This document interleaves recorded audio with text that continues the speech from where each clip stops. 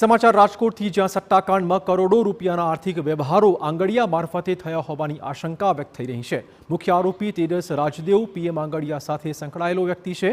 કેન્દ્રીય એજન્સીઓ તપાસમાં ઝુકાવે તો અન્ય ખુલાસા થવાની પણ પૂરેપૂરી શક્યતાઓ છે। આરોપી નીરવ પોપટ, અમિત પોપટ, તેજસ રાજદેવ હજુ પણ પોલીસ પકડથી દૂર રહ્યા છે। સટ્ટાકાંડના પકડાયેલા આરોપીઓને મળ્યા છે જામીન।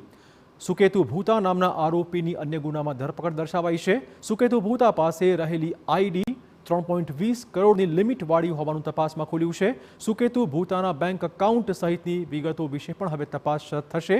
વેબ હોસ્ટિંગ, પૈસાની લેવડ દેવડ, એપ્લિકેશનની બનાવટ, મની લોન્ડરિંગ સહિતની તપાસ બાકી છે। અગાઉ ક્રાઇમ બ્રાન્ચના અધિકારીની વાયરલ થયેલી યાદીમાં મુખ્ય આરોપીઓના નામનો ઉલ્લેખ કરાયો હતો।